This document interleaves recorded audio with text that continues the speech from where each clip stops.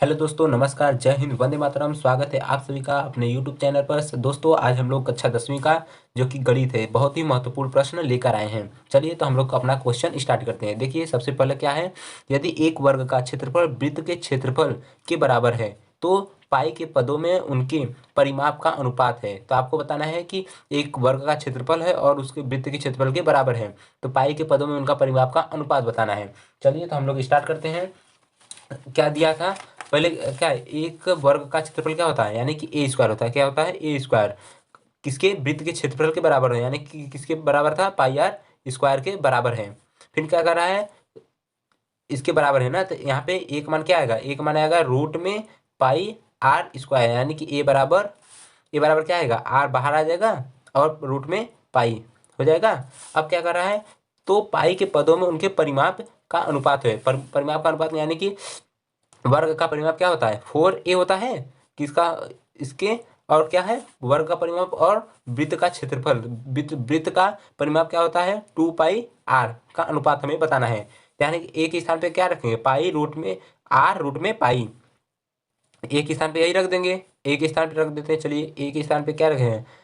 एक स्थान पे आर रूट में पाई रख दिए। अब यहाँ पर हमें 2 है तो 2 पाई पाई आर। अब देखिए, 2 से 2 दूना 4 कट गया। अब यहाँ पे आर से आर कैंसिल हो जाएगा और एक पाई है। इस पाई को हम क्या, रूट में पाई 2 बार लिख सकते हैं, यानी कि इसे काट देंगे। यहाँ पे क्या आ जाएगा? रूट में पाई। यानी कि क्या आ गया? यहाँ पे 2 बचा है तो 2/√में पाई, यानी कि 2 संबंधे रूट में पाई। 2 संबंधे रूट में पाई इसका राइट आंसर होगा। चलिए देखते हैं कि इसमें ऑप्शन दिया है क्या है। 2 रूट में पाई, यानी कि पाई संबंध 2, यानी कि ये आंसर नहीं होगा। पाई रूट में 2, ये भी नहीं होगा।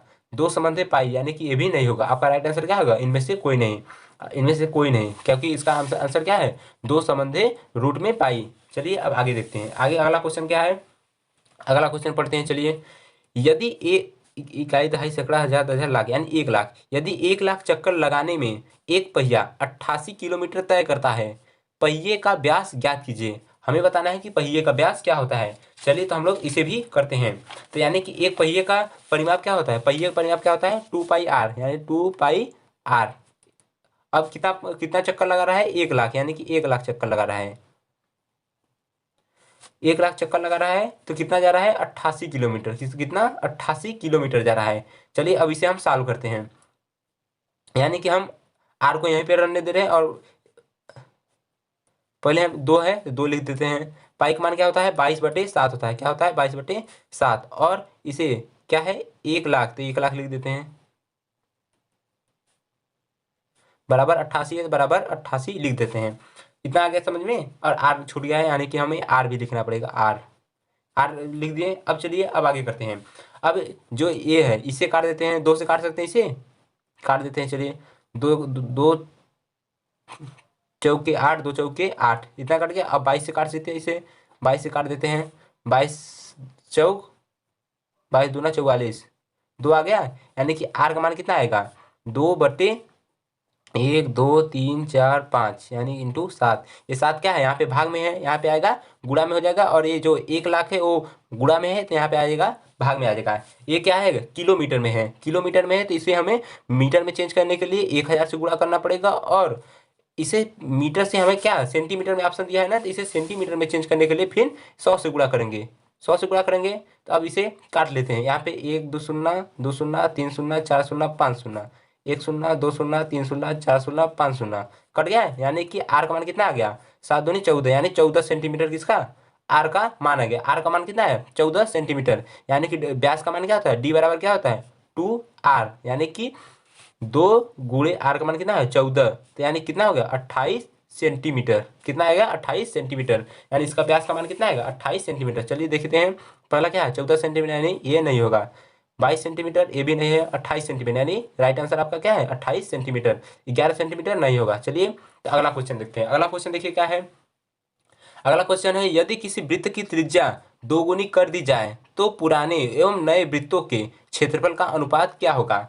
चलिए इसे भी करते हैं। पहला क्या है, 2 वृत्त है। एक वृत्त का त्रिज्या आर होगा और दूसरे वृत्त का 2 आर होगा, यानी 2 गुना करना है। पहले क्या है, पहले किसी वृत्त का जो क्षेत्रफल यहाँ पे दिया है क्षेत्रफल। चलिए क्षेत्रफल का क्षेत्रफल का सूत्र क्या होता है, पाई आर स्क्वायर। क्या होता है, पाई आर स्क्वायर।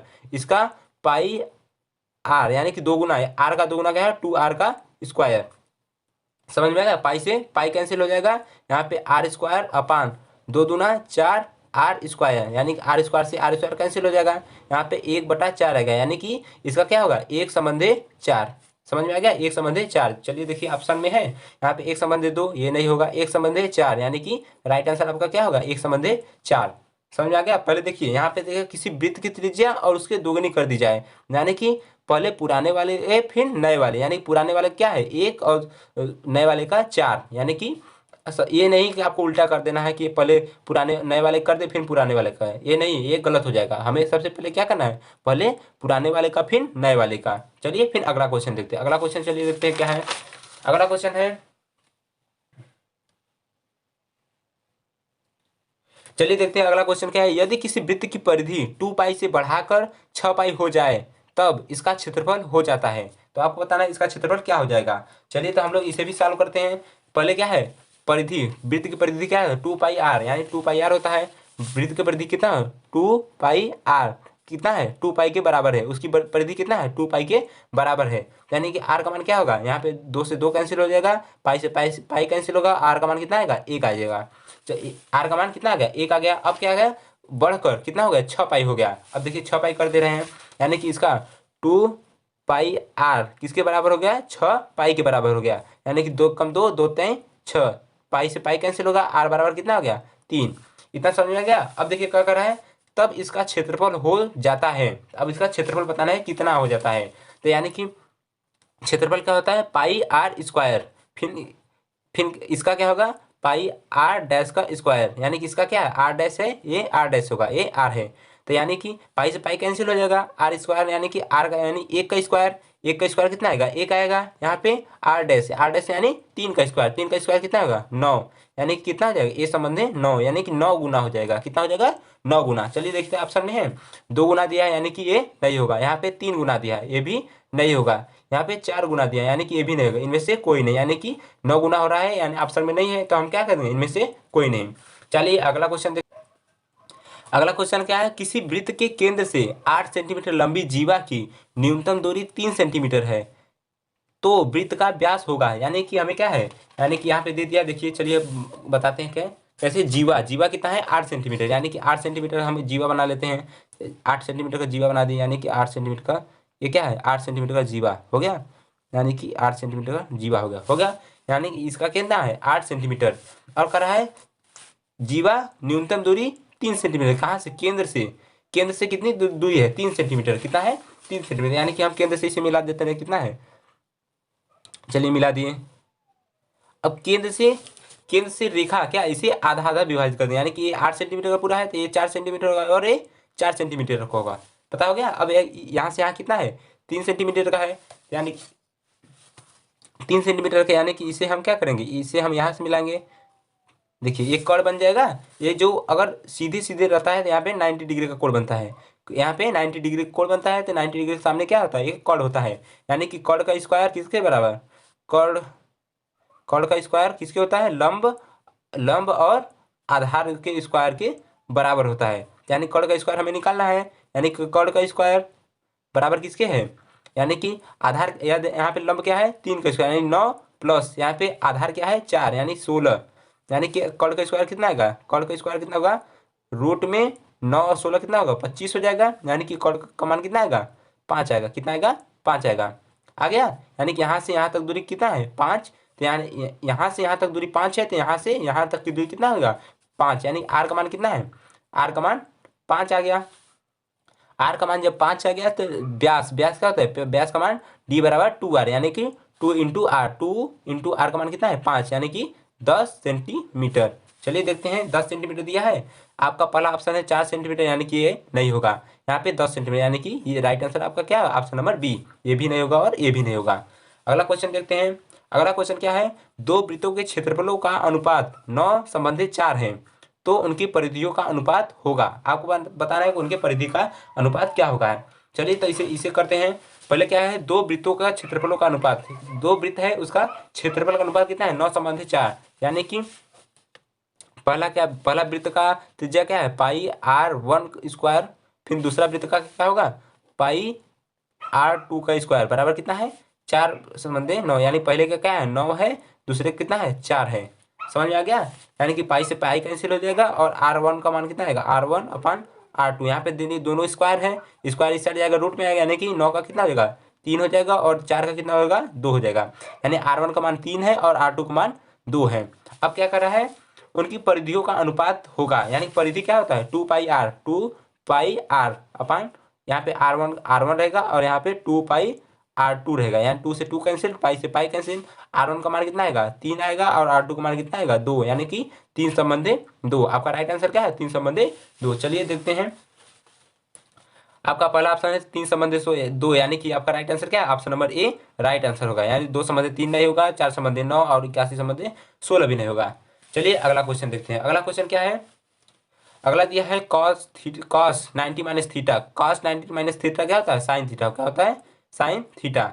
अगला क्वेश्चन देखते हैं, अगला क्वेश्चन क्या है, निम्नलिखित में से किसका मान √2 के बराबर है। आपको बताना है √2 के बराबर किसका मान है। ये आपके लिए होमवर्क दे, आप बताइएगा कमेंट में कि कौन सा ऑप्शन सही है, ऑप्शन नंबर ए सही है कि ऑप्शन नंबर बी कि ऑप्शन नंबर सी कि ऑप्शन नंबर डी। आप लोग कमेंट में जरूर से जरूर बताएं कि ये आपका कौन सा ऑप्शन सही है। अगर वीडियो पसंद आए तो वीडियो को लाइक करें और चैनल पर नए हो तो चैनल को सब्सक्राइब कर लीजिएगा। चलिए तो हम लोग अगला क्वेश्चन देखते हैं। अगला क्वेश्चन देखिए क्या है, अगला क्वेश्चन क्या है, देखिए अगला क्वेश्चन है, यदि यदि tan थीटा बराबर 12/5 तो sin थीटा का मान क्या होगा।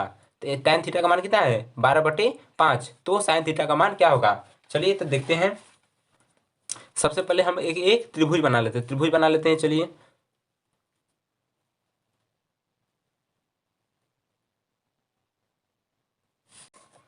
तो tan थीटा क्या होता है, tan थीटा बराबर कितना होता है, tan थीटा बराबर लंब बटा आधार होता है। क्या होता है, आधार, लंब बटा आधार, यानी कि tan थीटा का मान कितना है 12/5 दिया, कितना दिया है 5 दिया है ना, 12/5, यानी कि tan थीटा क्या होता है लंब बटे आधार होता है, यानी कि 12/5, यानी कि लंब का मान कितना है 12 है और आधार का मान कितना है 5, यानी कि लंब क्या है, लंब का मान है 12 और आधार का मान कितना है 5। समझ में आ गया। अब हम इसे पाइथागोरस प्रमेय लगा के यहाँ पे जो 90 डिग्री उसे कॉड का मान निकाल लेते हैं। कॉड बराबर कितना है, कॉड का स्क्वायर बराबर लंब का स्क्वायर प्लस आधार का स्क्वायर। समझ आ गया। अब कॉड का स्क्वायर क्या होगा, कॉड का स्क्वायर बराबर कॉड बराबर क्या होगा, रूट में लंब का मान कितना है, लंब का मान 12 है, यानी 12 का स्क्वायर कितना है 144 प्लस आधार, आधार कितना है 5, यानी 5 का स्क्वायर कितना होगा 5, यहाँ पे स्क्वायर रहेगा, 5 का स्क्वायर कितना है 25। समझ आ गया। अब कॉड बराबर कितना होगा, कॉड बराबर रूट में 144 और 25 कितना होगा 169 है, 5 4 9 और 4 2 6 और 1। समझ में आ गया। अब ने इसे रूट से बाहर निकालेंगे तो कॉड का मान कितना है, कॉड का मान कितना आएगा, कॉड का मान आएगा 13। समझ में आ गया, कितना है कॉड का मान 13, इसे इसका मान कितना आएगा 13। अब क्या कर रहा है, साइन थीटा का मान, साइन थीटा का मान क्या होता है, साइन थीटा बराबर क्या होता है लंब बटा कॉड होता है। क्या होता है, कॉड। साइन थीटा का मान क्या होता है, साइन थीटा का मान क्या होता है लंब बटा कॉड, यानी लंब कितना है, लंब यहाँ पे 12 है और कॉड कितना है 13 है, कितना है 13, यानी कि आपका राइट आंसर 12/13। चलिए देखते हैं ऑप्शन में है कि नहीं। आपका है ऑप्शन नंबर ए 5/12, यानी कि ये नहीं होगा। ऑप्शन नंबर बी है 5/13, ये भी नहीं होगा। ऑप्शन नंबर सी है 12/13, यानी कि आपका राइट आंसर क्या है 12/13, ये भी नहीं होगा। चलिए अगला क्वेश्चन देखते हैं। अगला क्वेश्चन है, बिंदु -2 और -5 का भुज है। आपको बताना है कि इसमें से भुज कौन है। तो आपको पता होगा कि जो सबसे पहले क्या होता है, जो ब्रैकेट में रहता है भुज और कोटि, सबसे पहले क्या लिखता है x, y लिखते हैं। क्या लिखते हैं x, y, यानी x को क्या कहते हैं, x को हम कहते हैं भुज कहते हैं और y को क्या कहते हैं, y को कोटि कहते हैं ना। तो यहाँ पे हमें क्या पूछा है, यहाँ पे पूछा है बिंदु -2, -5 का भुज, भुज यानी कि x, यानी कि पहले आता है, x पहले आता है, यानी कि इसमें x के स्थान पे क्या है -2, तो आपका राइट आंसर क्या होगा -2, आपका राइट आंसर होगा। चलिए अगला क्वेश्चन देखते हैं। अगला क्वेश्चन क्या है, एक्स एच पर किसी बिंदु का y नियामक होता है, यानी कि y नियामक क्या होगा 0 होगा। किसी भी अक्ष पर y का बिंदु का नियामक क्या होगा 0 होगा। क्या होगा 0। अगला क्वेश्चन देखते हैं। अगला क्वेश्चन दिया है कि बिंदु 3 3, किस चतुर्थांश में स्थित है। आपको बताना है कि जो 3, है वो किस चतुर्थांश में होता है। चलिए तो हम लोग बताते हैं, चलिए पता करते हैं कौन से चतुर्थांश में। पहले क्या होता है देखिए, बना लेते हैं यहाँ पर। देखिए ये फर्स्ट चतुर्थांश है, ये सेकंड है, और ये थर्ड है, और ये फोर्थ है। समझ आ गया। यहाँ यानी कि ये फर्स्ट, सेकेंड और थर्ड। इसमें क्या होता है प्लस कामा प्लस, इसमें क्या होता है माइनस कामा प्लस, इसमें क्या होता है माइनस कामा माइनस, इसमें क्या होता है प्लस कामा माइनस। समझ आ गया। अब देखिए यहाँ पे क्या दिखा, सबसे पहले क्या है 3 के आगे कुछ नहीं तो क्या है प्लस है, और यहाँ पे माइनस है, यानी प्लस कामा माइनस। प्लस कामा किसमें है चतुर्थ में, यानी प्लस कामा माइनस, यानी कि ये कौन सा चतुर्थांश में है, चतुर्थ में। क्या है चतुर्थांश में है। समझ में आ गया। चलिए अगला क्वेश्चन देखते हैं। अगला क्वेश्चन क्या है, अगला कैसे एक्स अक्ष से बिंदु 3, 5 की दूरी। यहाँ पे क्या कर रहा है एक्स अक्ष से बिंदु 3, 5 की दूरी है, यानी एक्स का मान कितना है 3 है, वाई का मान कितना है 5, यानी कि आपका राइट आंसर क्या होगा 5। यानी एक्स अक्ष से कर रहा है, एक्स अक्ष से यानी एक्स अक्ष से 3 से 5 कितनी दूरी पर है, यानी कि 5 ऊपर जाएगा।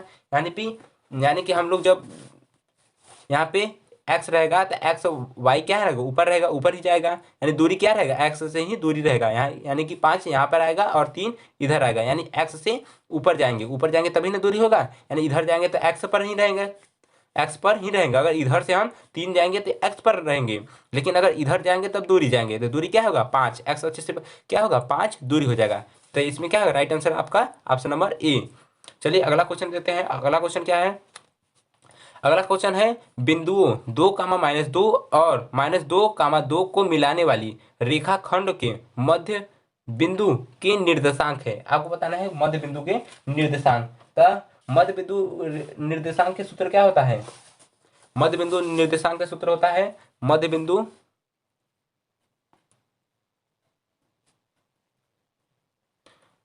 का सूत्र क्या होता है x1 + x2 / 2, y1 + y2 / 2, यही होता है।